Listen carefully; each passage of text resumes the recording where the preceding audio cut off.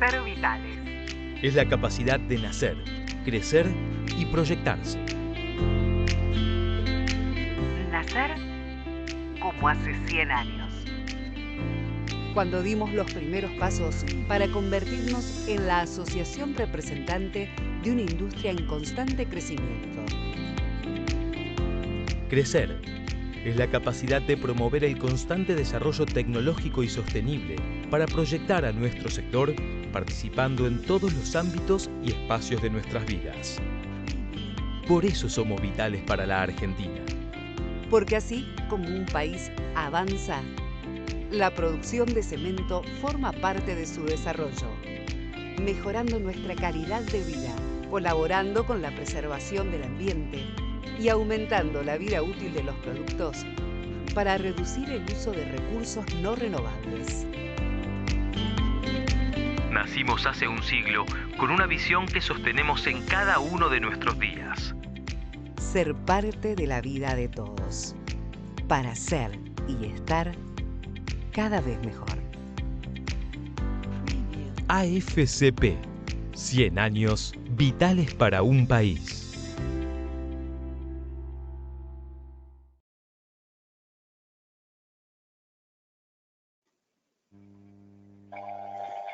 Bueno, muy buenas tardes para todos y todas. Esperamos que estén muy bien. En nombre de la Asociación de Fabricantes de Cemento Portland, les doy la bienvenida nuevamente a todos a esta cuarta sesión del Seminario Técnico Economía Circular, Innovación y Acción por el Clima, que estamos desarrollando desde el martes de la semana pasada, el 5 de octubre. Solo simplemente para hacer un pequeño raconto de qué hemos transcurrido hasta el momento y un poco para nivelarnos, si es que tenemos algo de audiencia que no ha podido participar de las sesiones anteriores, es que quisiera hacer un pequeño resumen de cómo hemos desarrollado hasta este momento. Sabemos, por supuesto, que el sector de cemento y hormigón tiene un desafío importante por delante desde el punto de vista de su descarbonización, y esto no solo tiene que ver con el uso energético, también tiene que ver con lo que sabemos que son las emisiones de proceso que se originan cuando fabricamos clinker, el componente esencial de los cementos para la construcción. Es evidentemente un desafío que no es solo para esta industria, sino globalmente para la industria de la construcción, y también como comunidad y como país y como mundo, si me permiten, cómo podemos ir afrontando este desafío tan importante. El sector cemento en realidad se posiciona respecto a este desafío no como algo nuevo. En realidad para el sector cemento es una materia de trabajo desde hace ya muchos años, podríamos decir que hace más de 2 décadas que este tema está en la agenda del sector cemento, incluso con acciones muy visibles como son la plataforma de reporte y verificación, reporte verificado y datos públicos GNR, que es una plataforma internacional a la cual reportan la gran mayoría de las plantas de cemento del mundo, o también remontándonos hacia ya más de 10 años atrás, cuando este sector fue el primer sector industrial que tuvo una hoja de ruta elaborada por la Agencia Internacional de Energía para la reducción de emisiones. Esta industria viene haciendo reducciones importantes, estas reducciones están documentadas en el periodo de las últimas 3 décadas, y por supuesto que tenemos 3 décadas por delante para intensificar mucho más ese esfuerzo de reducción. A la par, sabemos que el hormigón es el material más consumido en el mundo luego del agua, y que es un insumo esencial, básicamente por sus características intrínsecas, pero también porque es un material que tiene ciertas propiedades que hacen que la construcción llegue a un estadio de resiliencia, de confiabilidad y seguridad, asequibilidad. Es un recurso disponible en todas las regiones del país y del mundo. Es un material que nos permite construcciones de muy larga vida en servicio con muy bajo mantenimiento. Es reciclable en un 100%, con lo cual todos estos atributos le confieren, como a veces decimos, características excepcionales en este desafío que es no solo la agenda climática, sino también completar las instancias de desarrollo que aún no hemos podido resolver. Evidentemente todo este proceso no es un proceso que encuentra la industria sola. En realidad hay muchas cuestiones de este proceso que no se pueden encarar solos, necesitan un pensamiento y una acción colaborativa, necesitan creatividad, ambición e innovación. Y por eso es que de alguna forma creemos que iniciativas como las de este seminario nos permiten poder ir creando esos espacios de debate y de pensamiento para que podamos construir las soluciones y las respuestas que necesitamos en esta agenda.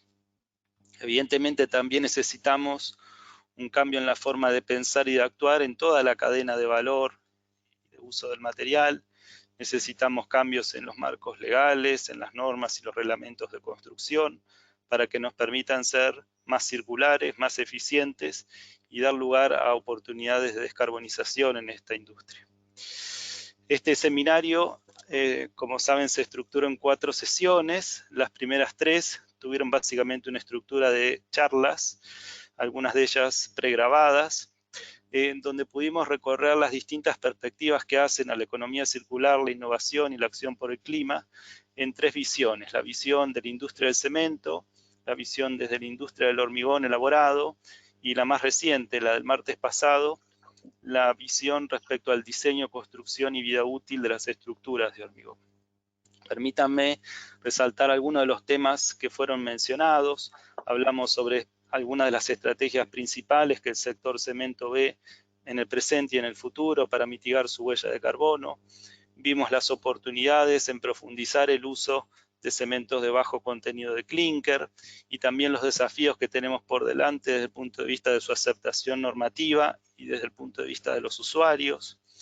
Recorrimos también aspectos que hacen al coprocesamiento como estrategia para integrarse a una gestión sostenible y definitiva y segura de los residuos, dándoles una oportunidad de valorización material y energética en los hornos de clínker, y también no solo desde el punto de vista de desplazar un combustible fósil, sino también reduciendo emisiones que ocurren en otros segmentos, específicamente el segmento de los residuos, donde de pronto existen emisiones de otro tipo o incluso más significativas.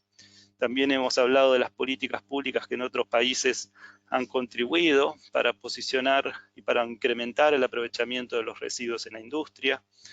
Hemos tenido también una charla con perspectivas sobre captura, almacenamiento y uso de carbono, donde evidentemente ahí hay cuestiones por delante muy claras desde el punto de vista de determinar, de entender cómo técnicamente eso puede ser llevado a una escala industrial, desde el punto de vista de las necesidades normativas, legales, y desde el punto de vista de la infraestructura que hará falta, infraestructura pública, para poder transportar y poder utilizar o almacenar ese dióxido de carbono en la medida que existan condiciones para poder capturarlo.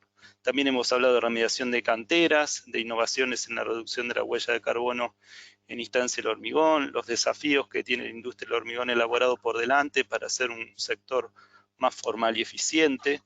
Hemos hablado de las estrategias para reducir el carbono embebido en los hormigones. Hemos hablado también de los estudios de cuantificación de recarbonatación de hormigones que permiten aportar al cálculo de la huella de carbono una reducción en algo que ya conocíamos. En realidad todos los que estamos involucrados en las estructuras, en el estudio de las estructuras de hormigón, sabíamos que la recarbonatación desde hace ya mucho tiempo es algo que ocurre. En realidad nos preocupaba por razones de durabilidad de la armadura en las estructuras, pero hoy también le damos un valor adicional que tiene que ver que es un fenómeno no menor desde el punto de vista de la captura y sumidero de CO2.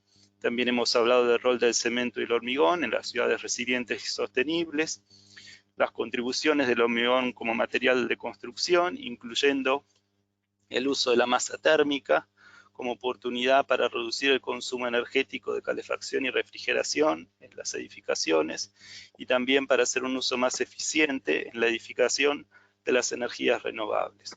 Y por último, también hemos hablado del rol de los estructuralistas y los profesionales que están a cargo de las instancias de proyecto y diseño. Ahora, como saben, daremos paso a un panel que está conformado por un moderador. El moderador es Sebastián Vigorito. Él es director ejecutivo del Consejo Empresario Argentino para el Desarrollo Sostenible.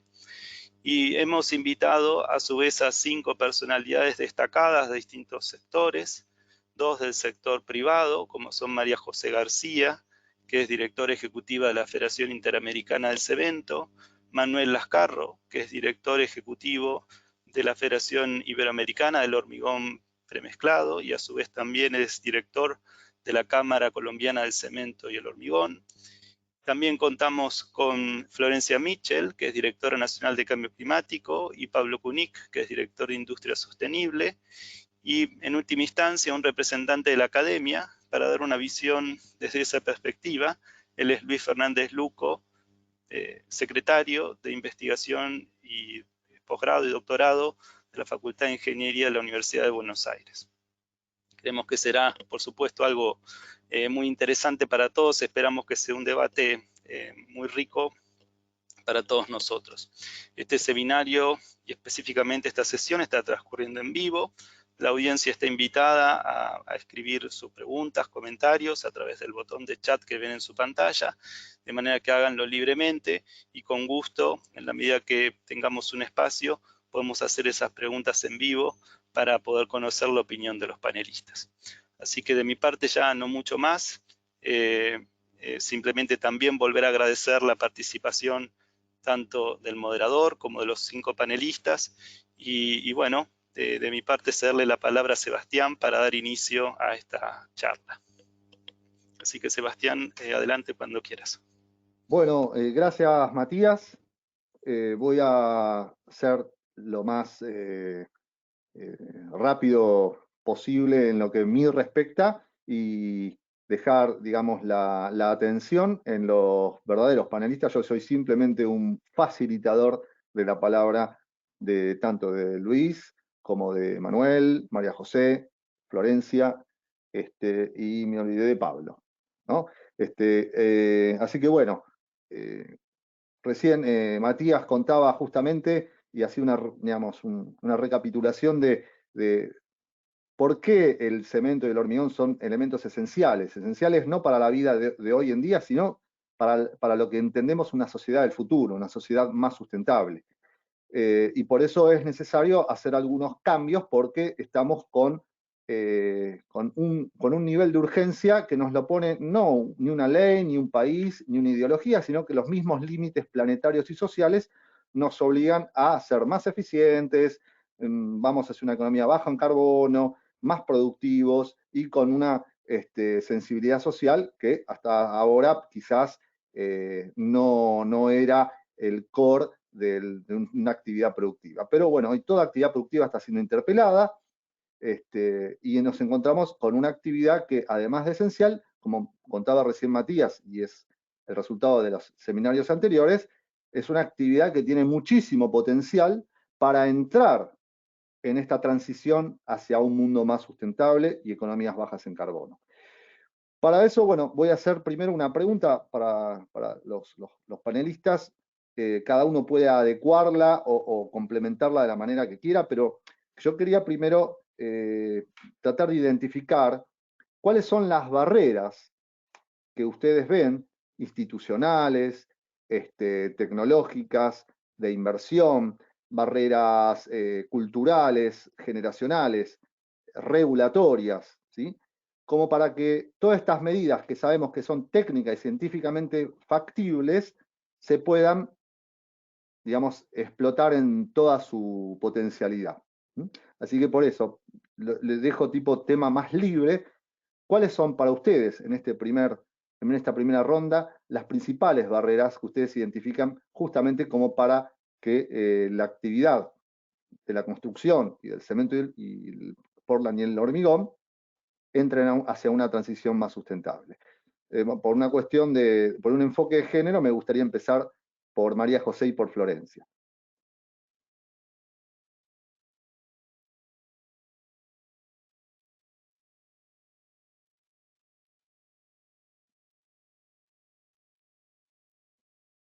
Creo que se me... Ahora sí. María José. Sí, Florencia, creo que ahí lo habías habilitado. Sí, había abierto el micrófono, pero estaba dándole la posibilidad a María José, pero no sé si veo que su cámara no estaba habilitada, quizás estaba teniendo algún problema de conexión, pero bueno, siendo así, tomo la palabra inicialmente. No, fundamentalmente, creo que las barreras no es siendo directora de cambio climático, fundamentalmente las barreras creo que las conocen mejor ustedes propias desde el sector, que lo que puedo decir. Sí quisiera tomar esta palabra para, tomar este espacio para decir, bueno, ya Sebastián lo mencionaba, de la urgencia que nos imponen los límites planetarios en un punto con respecto a la agenda climática en particular, y creo que cualquier barrera que podamos identificar se ve potenciada por la urgencia, por la rapidez con la que tenemos que dar los cambios que necesitamos dar, la rapidez y la intensidad con la que se tienen que dar los cambios, con la rapidez y la intensidad con la que se tiene que dar la descarbonización, de la que hablaban al principio y resumían cuáles podrían ser las principales líneas o ejes de acción para el sector para lograr esa descarbonización. Sin duda la transición energética o el marco de la transición energética es una de ellas, cómo podemos lograr desplazar el uso de combustibles fósiles por otros combustibles que sean menos intensivos en carbón, o que directamente no usen, no sean combustibles fósiles en ninguna de sus formas, modificar el factor clinker, que seguro es algo que se comentó ampliamente y que de lo que seguro saben ustedes más que yo, es una de las opciones para reducir las emisiones de gases de efecto invernadero.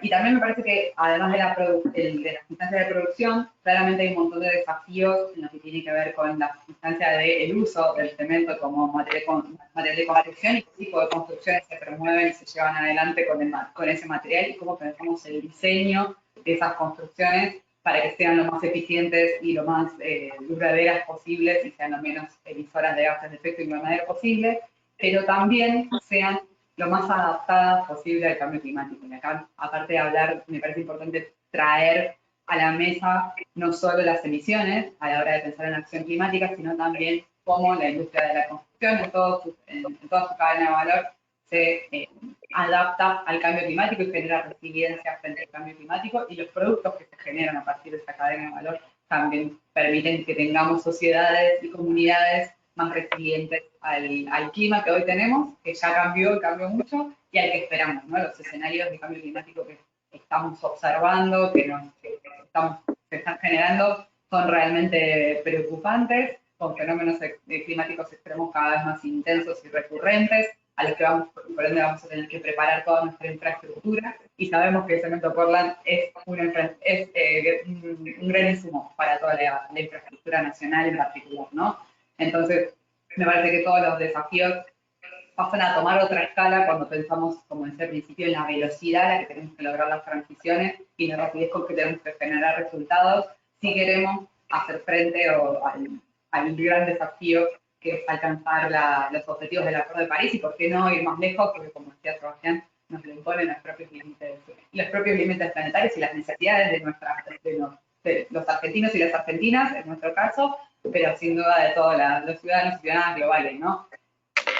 No sé si me animo a decir desafíos o batallas concretas, sí me parece que hay una cuestión que pasa en muchos aspectos en todas las industrias, que es cómo generamos soluciones específicas para las distintas realidades, incluso dentro del territorio nacional. Argentina es un país muy amplio, con distintas situaciones, con distintas realidades, desde lo climático y también desde lo social, lo cultural. Cómo podemos generar soluciones específicas para el sector dentro de cada uno de esos, teniendo en cuenta esas circunstancias particulares. Me parece que es una barrera interesante al menos un desafío interesante a pensar, teniendo en cuenta que siempre buscamos generar, o no sé si siempre buscamos, pero muchas veces terminamos intentando homogeneizar para buscar soluciones que nos abarquen a todos, y en este caso me parece que el cambio climático nos obliga a repensar en situaciones específicas. Creo que no contesta del todo a la pregunta, pero me tomé el atrevimiento de ampliar un poco, me parece que es poder sumar un poco más a la conversación. No, muy bien, gracias Florencia, y tomo varios conceptos. Primero, que las barreras muchas veces se identifican como barreras por la velocidad que tenemos que tomar para entrar en una transición hacia la sustentabilidad, que no son los mismos tiempos que teníamos hace 10 años atrás. Eso es un tema. Y lo otro que vos decís no es solamente las características del producto que digamos que son más que necesarias para generar resiliencia en infraestructura necesaria para un mundo sustentable, sino lo que vos dijiste, en el diseño, o sea, que la sustentabilidad esté en la etapa de diseño. Eso es muy, muy importante, y lo tomo y lo anoto. A ver, María José. ¿Me escuchan ahora sí? Ahora sí, ahora se te escucha muy bien. Perfecto. Bueno, primero, muchas gracias, Matías, por la invitación. Quiero felicitarte o felicitar al Instituto Asociación de Argentina por este tipo de iniciativas que son de importancia para generar una concientización y sensibilizar a las diferentes audiencias que se requieren para una transformación. Hiciste un resumen extraordinario, creo que nos quedan muy pocas cosas para agregar, pero de pronto podría, para dar una visión diferente, hacer alguna reflexión sobre lo que son los desafíos de América Latina, una región que es heterogénea, donde cada uno de los países está en un nivel de desarrollo político, económico y social completamente diferente, y que adicionalmente hay unas presiones de tipo social cada día más fuertes, fundamentalmente también que se han profundizado por la situación del COVID. Un tema que es determinante, que lo ha mencionado la CEPAL, es que un dólar bien invertido ahorra $9 en reparaciones. De manera que si tuviéramos una conciencia de esa naturaleza en una región que se considera la segunda más vulnerable en el mundo, que es América Latina, y donde la concentración de población en las ciudades supera el 60%, que es el promedio en los otros países del mundo, y que además hay asentamientos en las costas, pues deberíamos tener mucha claridad sobre la importancia de una planeación adecuada, pasando naturalmente por unos códigos correctos que acompañen toda esta complejidad de los desafíos, de los impactos del cambio climático, y un trabajo colaborativo, como tú lo mencionabas. También creo que es de gran importancia que se empiece a analizar el ciclo de vida completo para los materiales de construcción, pasar de lo que es la huella del producto, particularmente de largo plazo, del producto, para empezar a hacer un análisis que considere el ciclo completo de la vida de la edificación. Recientemente hubo un pronunciamiento muy importante para nuestro producto y para nuestra industria, hecho por el IPCC, donde dice fundamentalmente que además este es un material que es un sumidero de CO2. Entonces, además de las características propias del material, pues es extraordinario, pero es importante que empecemos a trabajar con el análisis de ciclo de vida completa para los materiales de construcción, considerar la resiliencia climática en los códigos de construcción, se deben incorporar los costos de reparación a largo plazo y tener presente lo que les decía yo de la vulnerabilidad. Tenemos regiones como todo lo que son las islas del Caribe, que las impacta dramáticamente los huracanes y hay que casi que volverlas a rehacer nuevamente, excepto muy puntualmente hay fotos que muestran proyectos específicos donde el material del concreto que se utilizó para una vivienda fue la única que quedó firme en el piso. Y un tema que también es determinante para la región y tal vez no me extendería más, es el tema de los residuos. En América Latina producimos más de 500.000 toneladas diarias de residuos, donde no existen unas políticas claras para el manejo de estos residuos, escasamente se manejan en una forma sostenible y responsable el 25%, y la industria del cemento es una de las alternativas para reducir el problema tanto social como ambiental.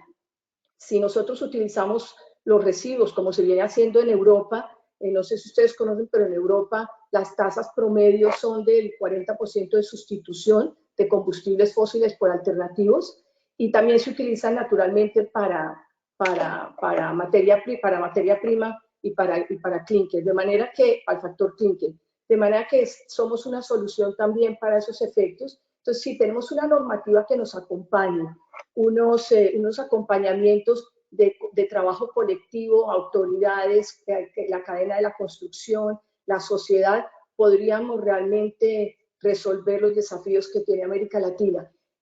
No sé si conocen, pero el promedio de déficit de vivienda en América Latina es del 37%, pero hay países como Centroamérica que puede llegar al 70%, y casi hay un país que llega al 80% en déficit de vivienda. Y en infraestructura tan solo tenemos el 20% de vías que son hoy en día pavimentadas, afectando naturalmente los acuerdos comerciales y la trazabilidad de los productos. Entonces creo que hay unos grandes desafíos, barreras legislativas fundamentalmente, y de trabajo colaborativo y de conciencia, pero también unas grandes oportunidades.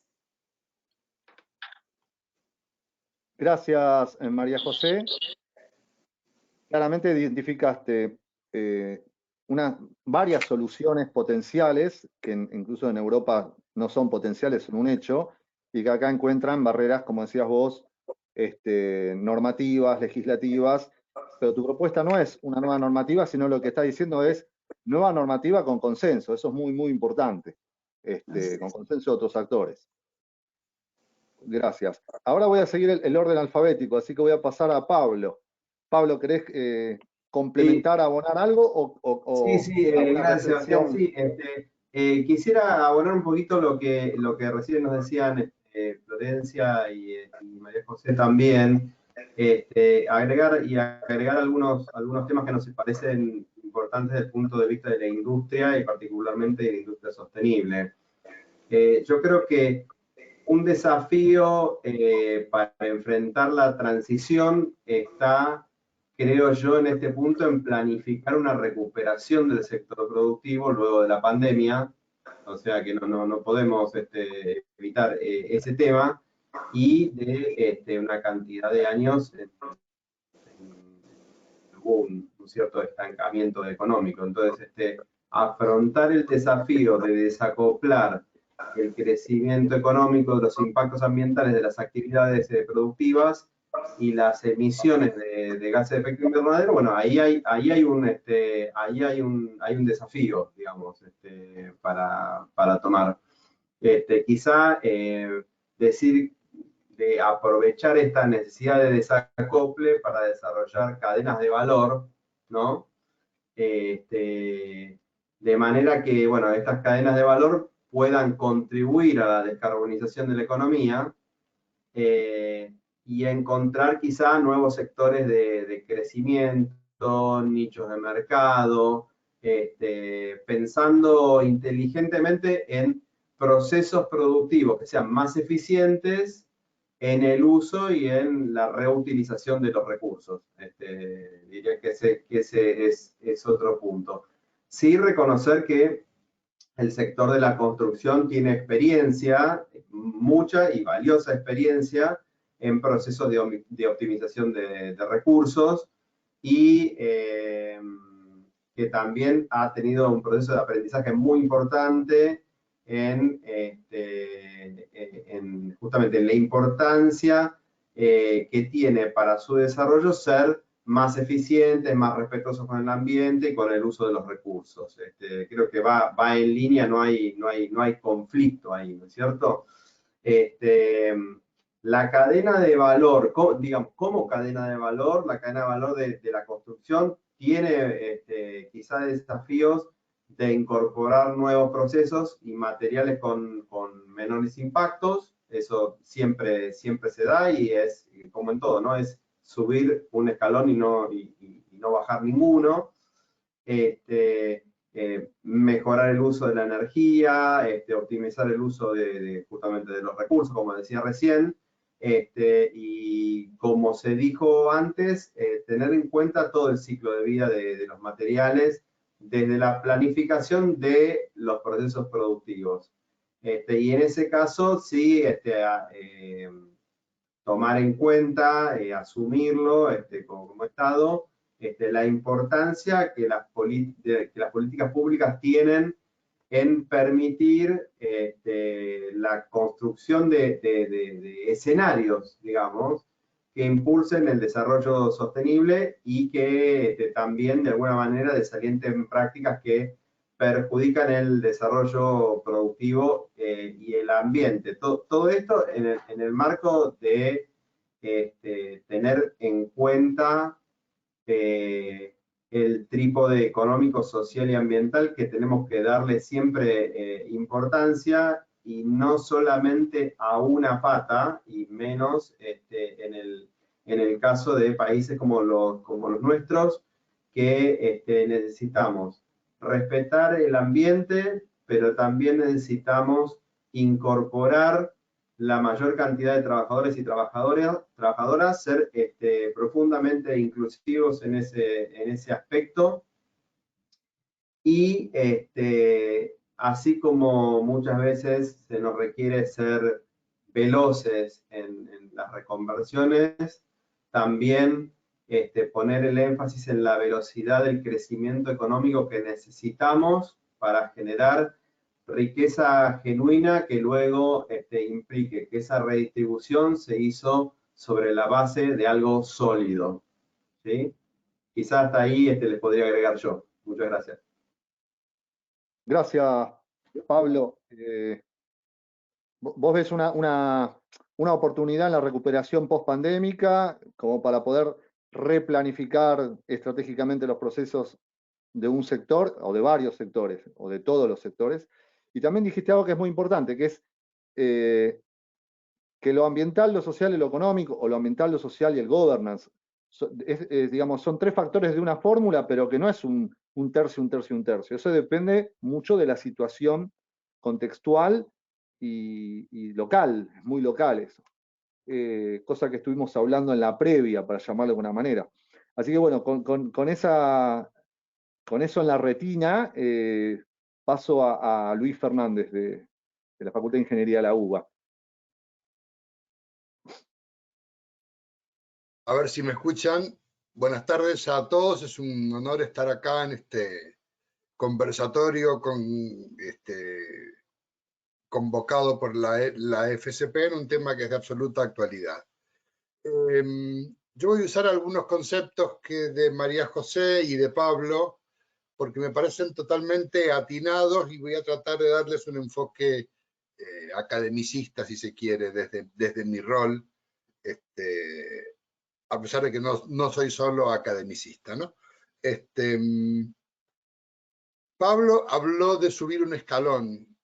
En cualquier sistema estable de energía, si uno quiere alcanzar otra situación estable, y a eso me refiero que la palabra algo de desarrollo sostenible o sustentable implica naturalmente que sea una situación equilibrada, continua en el tiempo y no un impulso aislado que después se desinfla. Entonces, para alcanzar un nuevo estado de equilibrio, ese escalón del que habló Pablo, hace falta energía, hace falta que alguien ponga trabajo. Ese trabajo es un esfuerzo conjunto que puede ser parte del Estado, parte de la industria y parte del consumidor también. Porque, como bien dijo María José, tenemos que abandonar ciertos paradigmas cómodos como pensar en el cortoplacismo, pensar en las emisiones asociadas con el material que se emplea, para pasar a una metodología mucho más racional y abarcativa, que es análisis en ciclo de vida. No me sirve de nada un material que emite poco si después, durante 50, 60 o 70 años de su ciclo de vida, tengo que usar muchísima energía para mantener condiciones de habitabilidad y confort o para mantener las condiciones de servicio, porque requiere mucho mantenimiento. Entonces, un análisis considerando las emisiones asociadas a la materia prima es un análisis miope que no valora el tema en su totalidad, sino que pone énfasis en solo un aspecto del ciclo de vida que ciertamente no es el que más importa en cuanto a las emisiones. La otra situación que me parece importante es la acción del Estado, porque ciertamente en un inicio habrá que pagar costos diferentes, depende de dónde partamos, pero ese costo después se debería haber absorbido porque alcanzaremos mayor eficiencia en todos los procesos. Quiere decir que es solo una energía, un impulso inicial hasta alcanzar un nuevo estado más eficiente. Y por ejemplo, ¿qué ha hecho el Estado en su momento? Un pequeño ejemplo que tiene que ver con la construcción. Cuando se empleaba mucho carbón en producir energía, al quemar el carbón salían cenizas en las chimeneas, cenizas volantes, que el Estado, los estados en general en el mundo, dijeron, señores, hay que retener esa impureza en filtros. Y fue una preocupación a partir de ese momento, ¿qué hago con esas impurezas? Y se demostró después que pueden sustituir parcialmente el clínker de cemento Portland. Hoy por hoy son una solución sostenible. ¿Por qué? Porque la industria del cemento emplea en su formulación residuos de otras industrias a su vez reduciendo el tenor de clínker. Ese es un ejemplo perfecto de economía circular que se inició ¿por qué? Por un requisito ambiental, social, pero impuesto por el Estado. Señores, no emite más. Es decir, que probablemente el Estado tenga un rol importante en este cambio y luego tenemos que ver, creo que una parte de la barrera importante es quién paga ese costo. Y como decía, es un pago inicial, porque después de la transición seguramente vamos a alcanzar estados de mayor eficiencia. Entonces, cuando en todo proceso constructivo hay equilibrio de quién construye, quién es el dueño, quién hace la parte de ejecución de obra y a quién va destinada la obra. Cuando el que compra no sabe comprar, no valora la eficiencia energética, no hay cómo valorarla. Entonces, justamente tenemos que generar las herramientas que valoren el esfuerzo realizado en mejora de sustentabilidad para alcanzar, para que se vea reflejado de alguna manera en la elección del usuario, en la elección de alternativas por parte de quien adjudica una obra si fuera del Estado. Y, por ejemplo, hay empresas que parte de su imagen pública les exige utilizar solo edificios que estén certificados ambientalmente. Esa es una decisión de imagen pública, simplemente. Pero saben que eso es más caro, pero valorizan la asociación de su imagen corporativa a un Estado, a un desarrollo más sostenible. O sea que creo que hay que educar al usuario, hay que pedir al Estado que tome acciones más fuertes y crear las herramientas para que esto sea posible. La academia está en condiciones de ofrecer muchas soluciones alternativas, como lo es hoy, que digamos, si miramos la industria del cemento en cuanto a la energía necesaria para producir cemento, se ha reducido casi de lo que teníamos hace 30 años. Ese esfuerzo a una cuarta parte es valorable. Si hablamos de energía, hablamos de emisiones. Entonces, creo que bueno, es un esfuerzo conjunto donde el Estado debe actuar, hay que educar a la gente, al usuario, y la conciencia empresaria para respetar las disposiciones.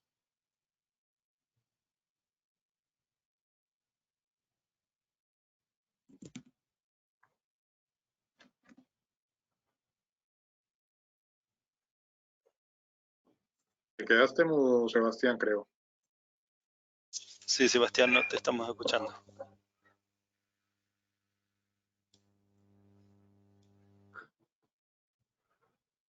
No.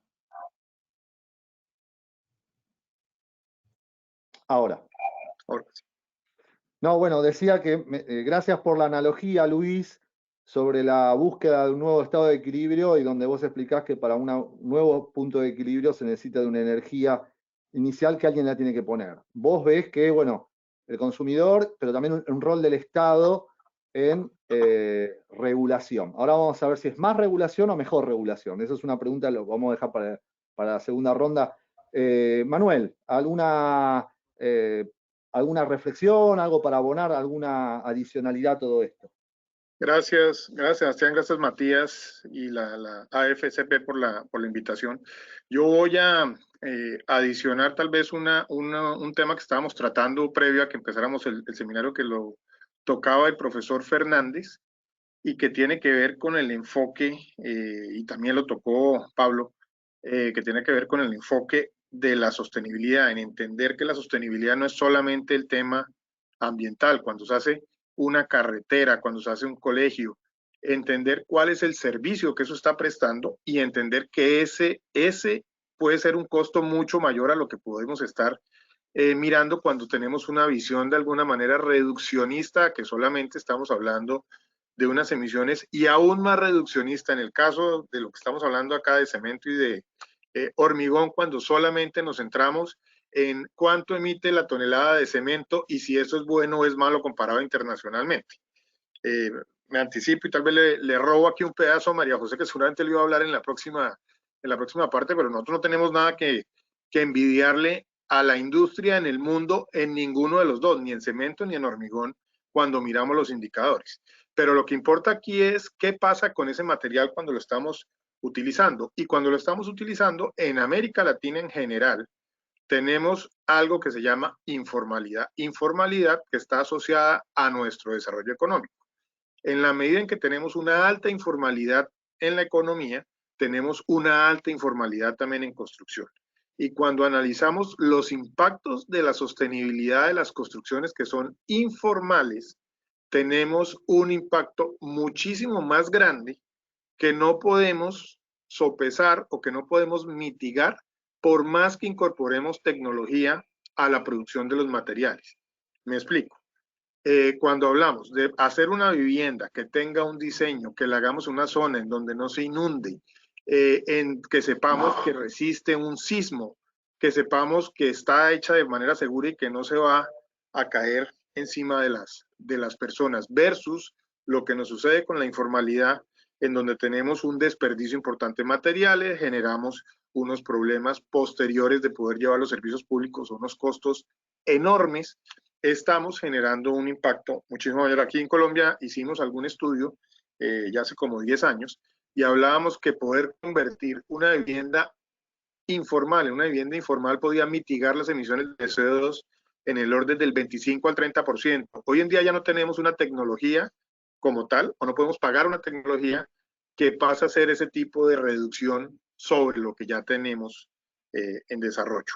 Entonces, yo creo que esa es una primera barrera en la que a América Latina creo que le hace falta fuerza en los discursos que tenemos normalmente cuando vamos a los diferentes foros. Es un problema que no conocen en Europa, que no conocen en los países más desarrollados, es que es muy propio de nuestra región.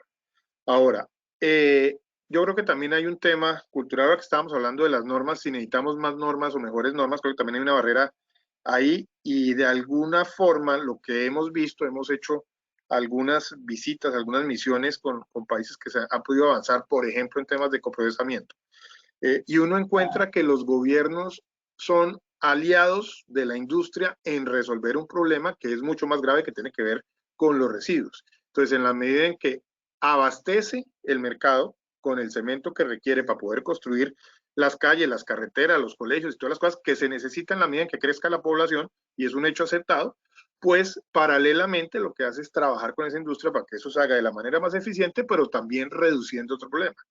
Nosotros tenemos, y también lo hablo de manera general en América Latina, uno a veces escucha las discusiones entre el sector y los diferentes gobiernos y uno siente que en muchas partes los gobiernos ven como contraparte al sector.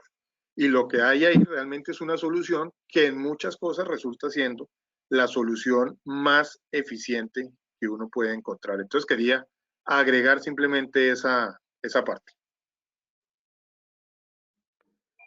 Gracias, Manuel. Ya que hicimos el primer recorrido, quisiera volver sobre ese tema.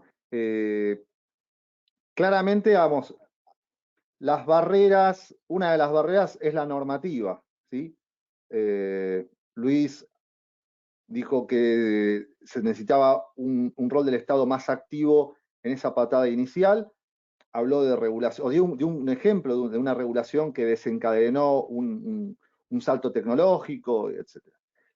Ahora, yo lo que pregunto es, porque Manuel cuenta el ejemplo muy conocido por la mayoría que estamos en tema, es la aceptación, a veces la aceptación social va más la percepción social se impone sobre la evidencia científica y digamos, el legislador por ahí termina regulando en función de esa percepción y no en función de la evidencia científica. ¿Qué opinan sobre esto? Por el tema justamente de la solución ante el residuo y el coprocesamiento y cierta, digo yo, falta de aceptación social de una tecnología que a todas luces y en muchos otros países y muy avanzados es parte de la solución y no del problema. ¿Por dónde piensan que pasa una solución hacia eso? con una nueva norma, ley, no va a tener legitimidad porque hay todavía prejuicios, o sí, o debiera partir por ahí, como decía Luis Fernández. Los escucho a todos ahí, de manera desorganizada. María José la veo. María José, estás muteada.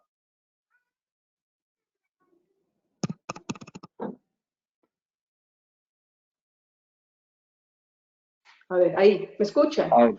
Bueno, yo creo que todos estos temas son fascinantes, particularmente para los que estamos en este sector, porque hay muchas variables aquí en juego. El primero que a uno le sorprende es ¿por qué no aprendemos de las buenas experiencias de los demás? ¿Por qué no tendremos esa cultura de mirar hacia afuera y aprender de lo que se ha hecho ya y ha sido exitoso, particularmente el caso del coprocesamiento?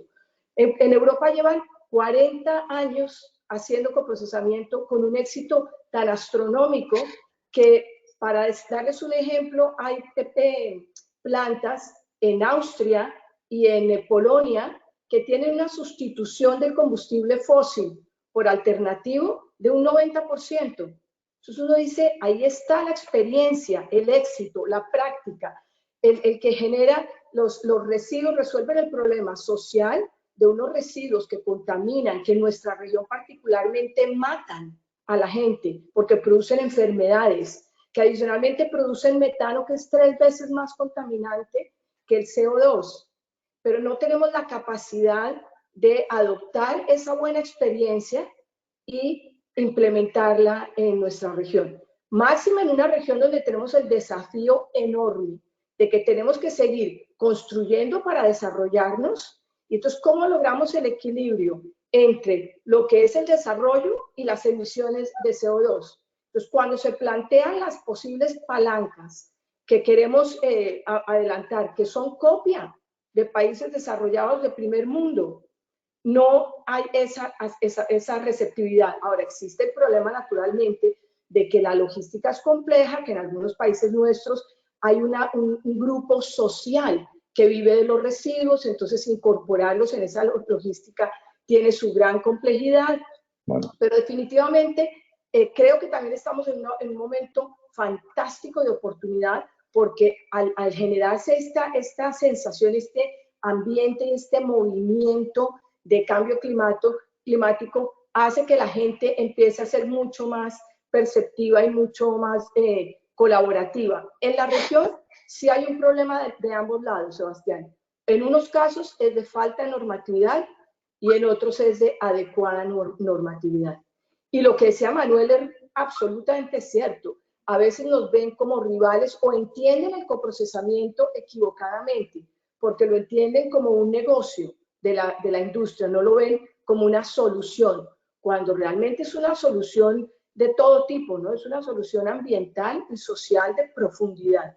Entonces, la economía circular se impone y debemos todos buscar la forma de hacer alianzas y sacarla adelante. Es la única salida para estos problemas de cambio climático o de impactos ambientales, porque ya las ventajas del material son conocidas, aunque no nos valoran, porque es más la crítica que el conocimiento del aporte de valor. Si la gente mirara el aporte de valor que tiene el material, se sorprendería. ¿Cómo imaginarse un mundo sin cemento, sin concreto? Es imposible, porque no hay material sustituto para determinados usos. No existe, pero el material está en todas partes. A donde uno mire, está el material. Entonces se le debería tratar con mucho más cariño y se tiene en cuenta con mucho más agradecimiento. Y adicionalmente, pues pensar que definitivamente la transición a ciudades sostenibles es viable con un material que hay en abundancia y es de bajo costo y probado que ayuda para la sostenibilidad en el tiempo. Miren el Coliseo Romano. Mira, aprovechamos que tenemos a Pablo del Ministerio de Producción y a Florencia del Ministerio de Ambiente. Si se puede saber, ustedes, cuando ven al sector y los atributos y potenciales soluciones, factor clinker, factor coprocesamiento, el factor de desplazamiento de combustibles o disminución del uso del gas, ¿cuál es ¿cómo califican ustedes a esas virtudes? Sí. Florencia, ¿querés vos o voy yo? No, si querés hago yo una primera introducción. Dale. Nosotros miramos siempre el sector muy asociado a sus emisiones de gases de efecto invernadero, ¿no? Hay una deformación quizá en el abordaje, porque también por otro lado entendemos, como decía al principio, que tenemos que pensar todas las acciones climáticas de todos los sectores en el marco del desarrollo sostenible, teniendo en cuenta estas tres patas siempre importantes que mencionaba Pablo: lo ambiental, lo social y sin duda en la sostenibilidad económica de los procesos, y siempre en el marco de la transición justa, que también lo levantaron en algún momento, de cómo podemos generar desarrollo y mejorar las condiciones de vida de todos nuestros ciudadanos y ciudadanas a la hora de pensar acción climática, pero no dejamos de ver al sector siempre un poco con esa mirada acotada, quizás, desde la Dirección de Cambio Climático. Las emisiones del sector en Argentina son alrededor de 5 megatoneladas de dióxido de carbono equivalente, no dejan de que hace que, comparado con los 366 megatoneladas de dióxido de carbono equivalente que nos dice nuestro último inventario, año base 2018, que todavía no está publicado, pero ya les puedo adelantar que este es al menos fuerte.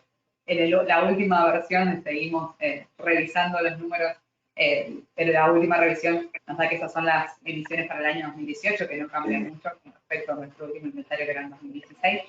El sector no deja de ser uno de los el principal emisor cuando miramos específicamente las emisiones de producciones industriales y sus productos, y no deja de tener un consumo importante de energía. Así que claramente las potencialidades de poder hacer un reemplazo de combustibles fósiles en el sector son importantes, y ahí también tener en cuenta las distintas posibilidades, y vuelvo un poco a lo que decía al principio, de generar las soluciones específicas para las circunstancias específicas de cada una de aquellas plantas, de aquellas plantas que se puedan presentar en el territorio. Fundamentalmente porque en Argentina usamos mucho gas, que es un combustible fósil de bajo contenido de carbono, entonces muchas veces cuando pensamos en reemplazos y sustitutos para el gas, lograr un balance que realmente termine disminuyendo las emisiones de gases de efecto invernadero no siempre nos da positivamente ese reemplazo, ese reemplazo del gas natural, ¿no? Entonces ahí pensar cuáles son las soluciones específicas para cada caso, si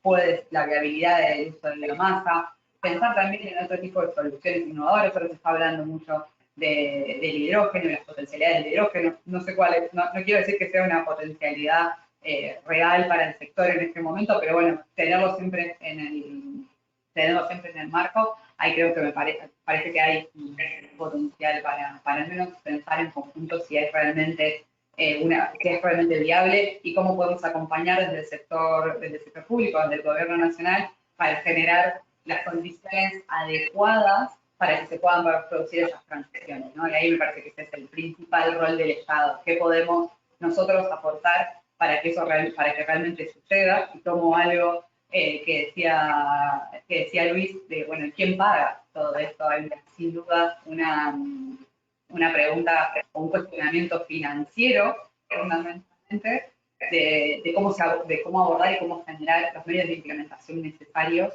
para que se puedan llevar adelante estas acciones y empiecen a aparecer las soluciones realmente, más allá de lo que podamos saber que se puede hacer en cada uno de los casos. Entonces al menos ahí también me parece que es nuestra función desde el Gobierno Nacional, y en particular una función que nos toca asumir desde la Secretaría de Cambio Climático y el Ministerio de Ambiente como representantes en algunos foros de cambio climático, de poder llevar activamente la voz de Argentina en nuestro caso, pero también de la región, en cuanto a la necesidad de medios de implementación concretos, en cuanto al financiamiento, pero también de transferencia de tecnología, de generación de capacidades, que son los que nos van a generar las condiciones habilitantes para que una vez que podamos llevar adelante las inversiones, las podamos sostener y generar los resultados que esperamos de esas inversiones, ¿no? Entonces ahí creo que tenemos una tarea importante a desarrollar desde el lado del Gobierno Nacional, y en particular en el rol que nos toca ahora, también estando a poquitos días de la conferencia de la Convención Marco de Naciones Unidas sobre Cambio Climático, la COP26, en donde se va a hablar seguramente de muchos de estos temas, pero en particular hay un foco muy fuerte puesto en las estrategias de financiamiento que se van a dar a nivel internacional. Y en ese sentido, desde el Ministerio organizamos hace poco tiempo el diálogo de alto nivel sobre ambición climática, entre otros temas, y creo que ahí coincidimos en toda la región y que tenemos que fortalecer esa voz regional, como decía Manuel, en otros, que en algunos sentidos tenemos que fortalecer la voz que tenemos como región, teniendo en cuenta las particularidades de nuestra región, las necesidades y las oportunidades que tiene. En este diálogo de alto nivel creo que quedó claro que la necesidad de fortalecer la voz de los países en los distintos foros internacionales en los que nos presentamos, sobre la necesidad de generar medios de implementación concretos, de fácil acceso, que le permitan tanto a los gobiernos como a los nacionales, como a los gobiernos nacionales, pero sin duda también al sector privado poder acceder a los medios de implementación necesarios. Porque claramente no va la transición que necesitamos, en los tiempos que la necesitamos, como decíamos al principio, no va a suceder si solo emprendemos este camino desde un sector. Entonces ahí vamos a tener que seguramente aliarnos y trabajar en conjunto y articular profundamente para que entre el gobierno nacional y el sector privado podamos generar estas transiciones. Y después quería también quizás levantar una parte de la cadena, que forma parte de cualquier cadena de valor, que no la mencionamos concretamente, pero que queda incluida cuando hablamos de los ciclos, de los ciclos de vida, de emisiones asociadas a los ciclos de vida, que es la logística. En general, en países como los nuestros, la logística termina llevándose gran parte de las emisiones y quedamos, o el transporte en particular, se lleva gran parte de las emisiones, y ahí sin duda también requiere un análisis, no solo hablábamos del análisis del diseño, del análisis del producto, pero necesitamos análisis de los procesos también para poder asegurarnos que estamos incluyendo todas las distintas etapas a la hora de pensar los impactos ambientales, siempre con la anteojera, si se quiere, puesta en esto de las emisiones, ¿no? Y a sabiendas y reconociendo que hay mucho más en los procesos productivos que las emisiones de gases de efecto invernadero. Gracias, Florencia. Pablo, yo sé que te tenés que desconectar. ¿Tenés un minutito para hacer tu cierre? Sí, claro, seguro. Y además, justo Florencia, es como que me sirve la mesa para continuar, porque nos dio un panorama global muy interesante. Quizás podría profundizar en lo que es la participación nuestra de industria en el Gabinete Nacional de Cambio Climático, cómo vemos nosotros particularmente al sector, ¿no es cierto?, en cuanto fundamentalmente al eje de economía circular con el que estamos trabajando dentro de lo que es industria manufacturera, y en particular en este caso con el incremento de adiciones en la producción de cemento.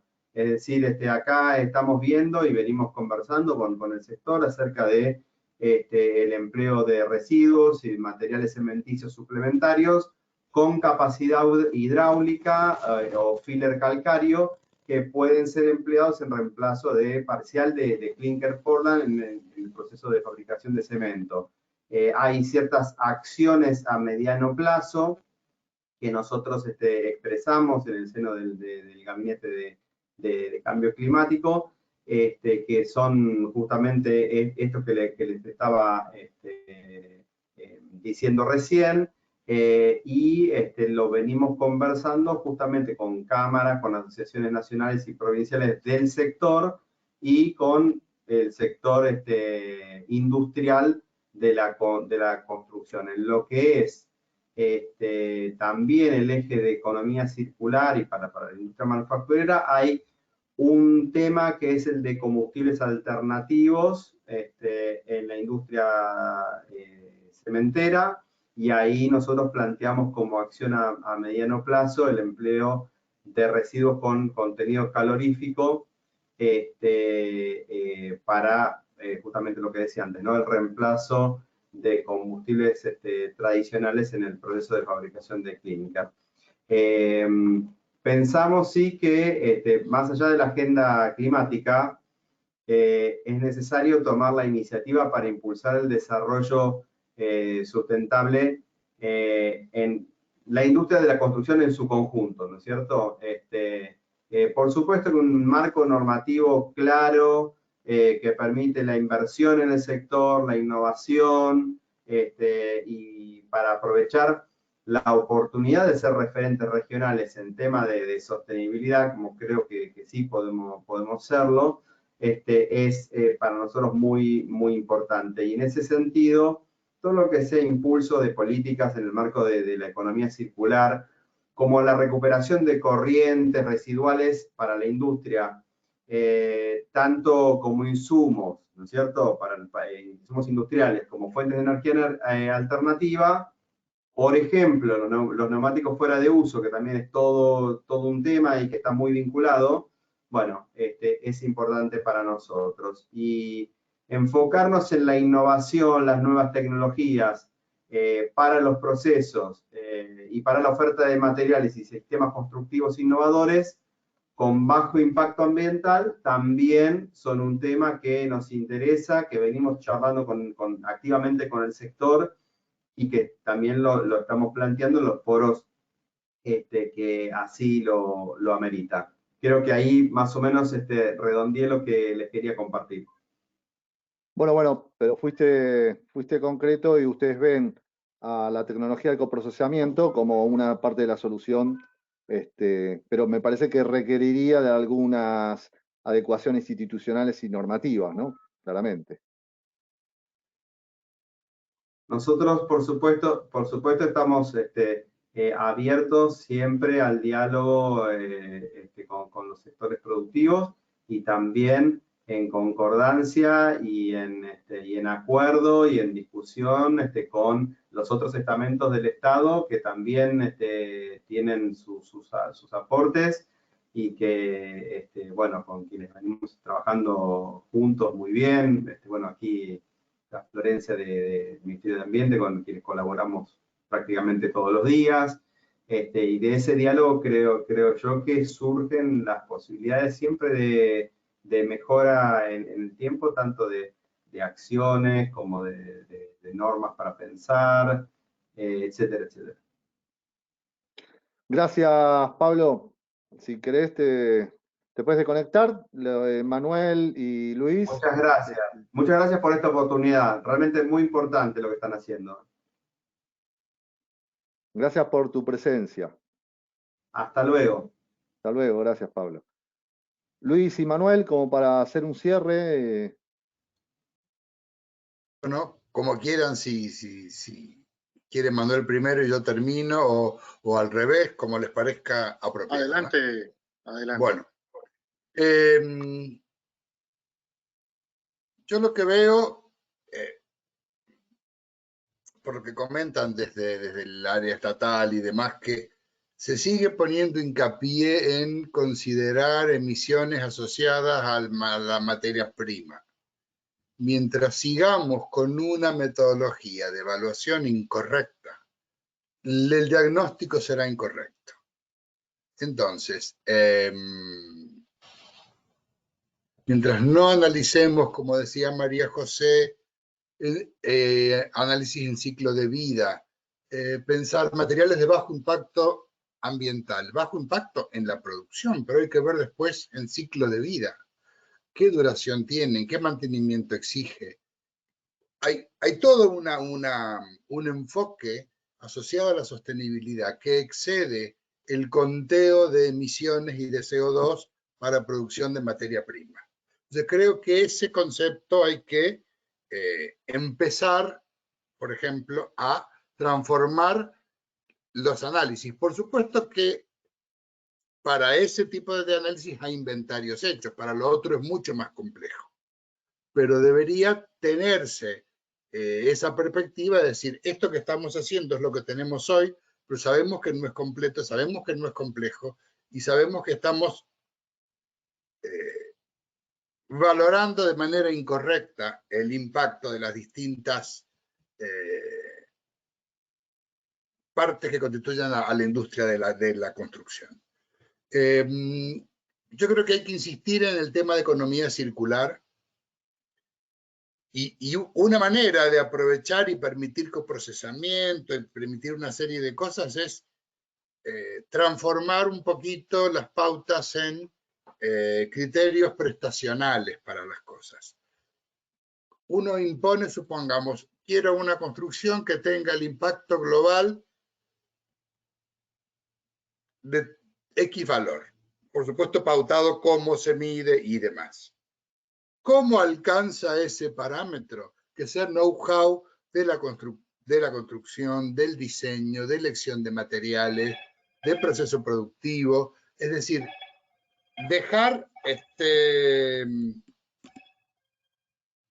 por favor,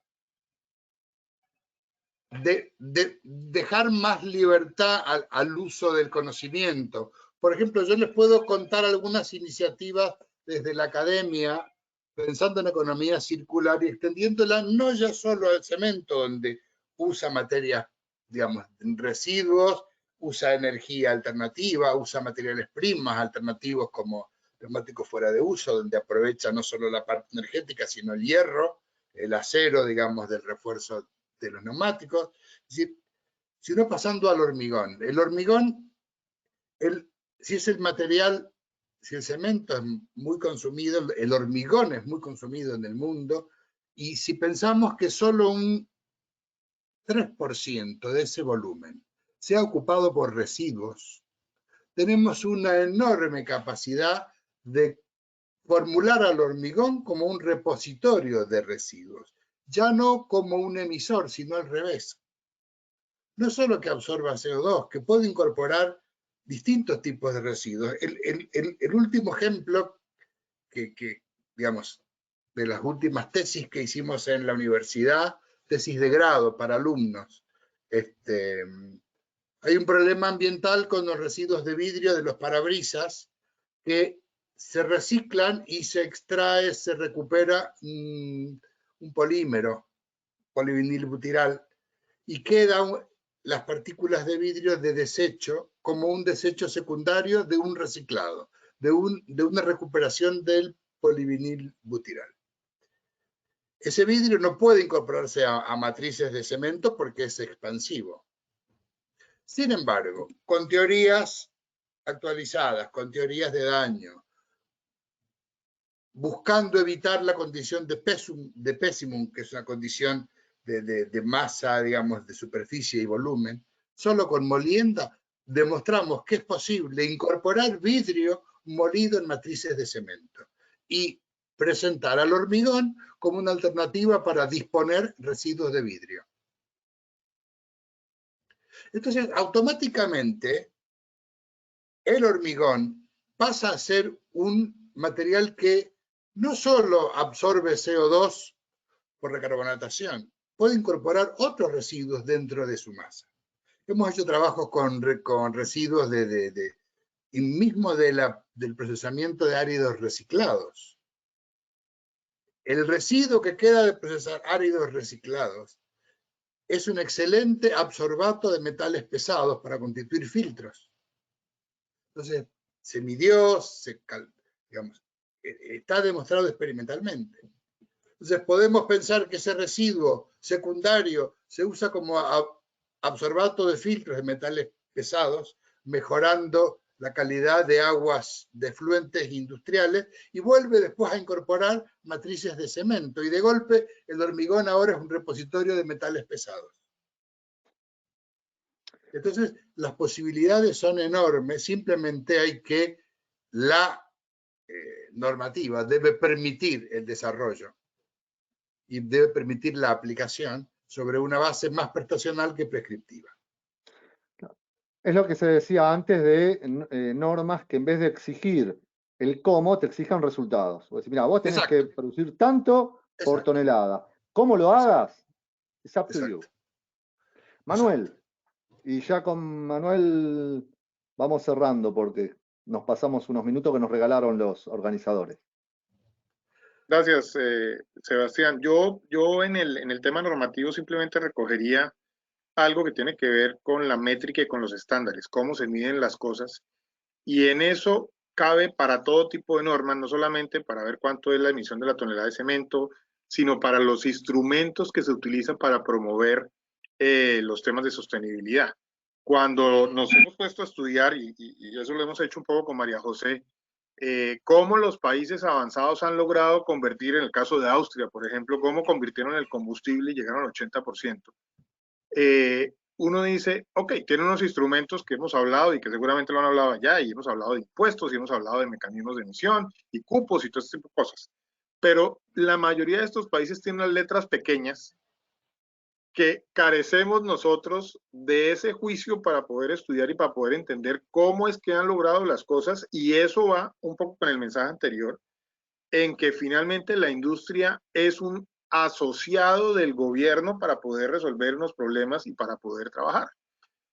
A veces aquí nos encontramos simplemente con que aparece una norma y entonces dice vamos a trabajar en esto, y lo que en la Unión Europea, por ejemplo, en el tema de los impuestos de borde que llevan 20 años en implementación y les faltan 7, nosotros los queremos sacar en un mes porque es que escuchamos que ya están avanzados con esto.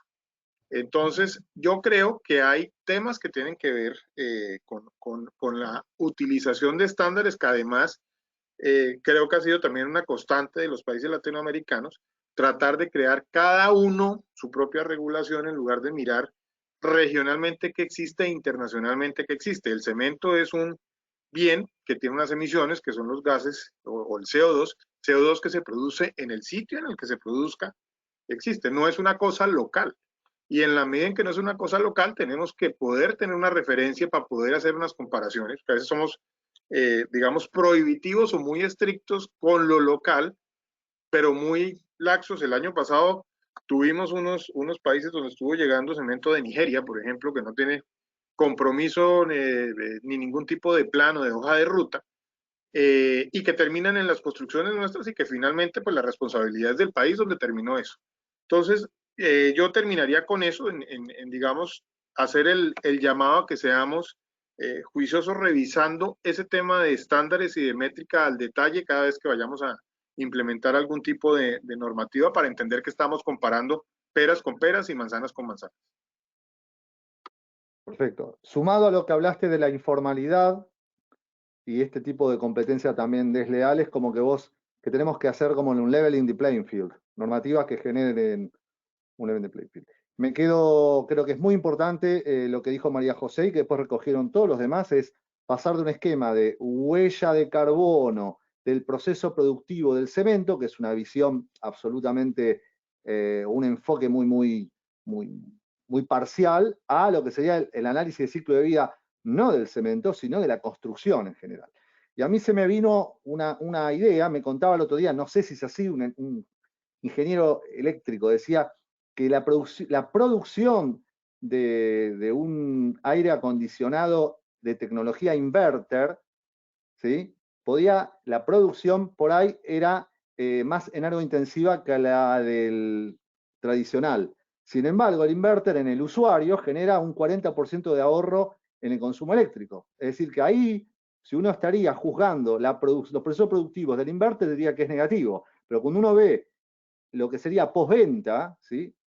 Termina siendo un aliado incondicional, porque estamos hablando de una reducción del 40% en el consumo de energía eléctrica. O sea, este concepto de análisis de ciclo de vida, no del producto, sino del producto y del sector, creo que es muy fuerte y creo que hay que seguir batallando por ahí, por un lado. Y el tema de coprocesamiento hay que ver la parte normativa y hay que trabajar mucho con la comunicación, porque realmente hay como un prejuicio y hay una percepción negativa de sectores muy chicos de la sociedad, pero con mucho ruido, que impiden justamente una toma de decisión interesante, importante, solamente por una cuestión de riesgo político, digamos, ¿no? Y me parece que eso, digamos, hay que darle un tiempo, decir, bueno, ya está, digamos, vayamos a las evidencias científicas y no a los prejuicios, ¿no? Claramente. Bueno, señores, nos hemos pasado unos generosos 20 minutos. María José, si vos tenés una frase tipo de Twitter, terminamos contigo. La industria del cemento y del concreto está comprometida con la carbono neutralidad al 2050, pero para ello requiere del trabajo colaborativo, de la normativa adecuada, de la financiación y de la investigación y tecnología correcta. Si queremos un mundo mejor, tenemos que trabajar todos en conjunto. Bueno, sin más que agregar, agradezco a los panelistas, excelente, he aprendido muchísimo, me he divertido, me quedé con ganas de que esto podría continuar como mínimo una hora más, pero no es factible. Así que bueno, y agradezco a los organizadores, a Matías, a Damián, a la FSP, y bueno, acá está terminado mi misión en el día de hoy. Matías. Gracias, Sebastián. Bueno, Muchísimas gracias a los cuatro. Bueno, nos extendimos un poquito de tiempo y por eso Florencia y Pablo pudieron acompañarnos hasta el final, pero creo que fue una conversación muy interesante. Por supuesto, podríamos ir un buen rato más, pero bueno, tendremos otras instancias. Tampoco es que tenemos que resolver todo ahora. Así que, bueno, realmente muchas gracias a los cuatro. También queremos agradecer a otras entidades que nos fueron acompañando en el transcurso de este seminario. Hoy es nuestra última sesión, como ya dijimos. Así que a toda la audiencia simplemente recordarles que en nuestra página web, que es www.afcp.org.ar, van a encontrar los videos de todas las charlas, también las de este conversatorio. Sepan que nos pueden escribir y consultar todas las cuestiones que necesiten. Por supuesto, también pueden sugerirnos o comentarnos cuestiones que vean que vale la pena estudiar o que vale la pena visibilizar. Lo pueden hacer a través de la página web también, lo pueden hacer por mail a la dirección que ven allí, comunicaciones@fcp.org.ar, también por teléfono, ¿por qué no? Y bueno, esperamos encontrarnos pronto en otras actividades, así que ya nada más de mi parte, y vuelvo a agradecerles a todos por la participación, el interés y este tiempo en compartir conocimientos y visiones. Muchas gracias. Muchas gracias. Hasta luego. Adiós. Adiós a todos.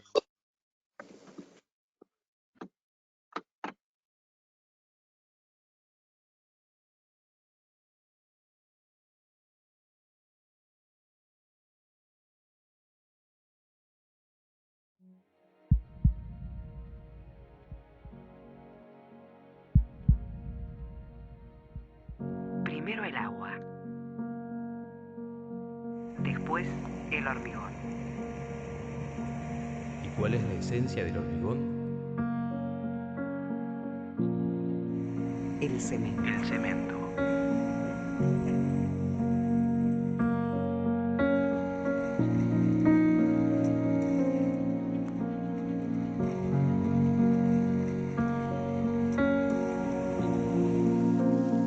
Por eso, Junto con el agua, somos vitales. Somos vitales. para la vida de todos.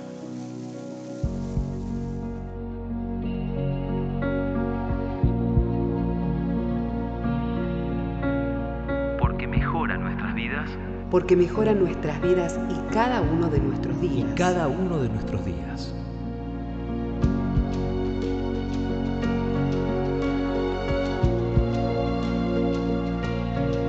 Vitales para educar. Vitales para conectar. Vitales para curar. Vitales para progresar.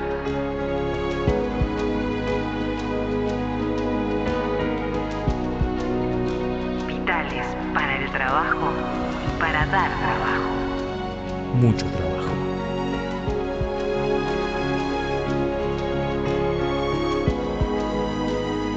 Vitales para construir. El presente y el futuro.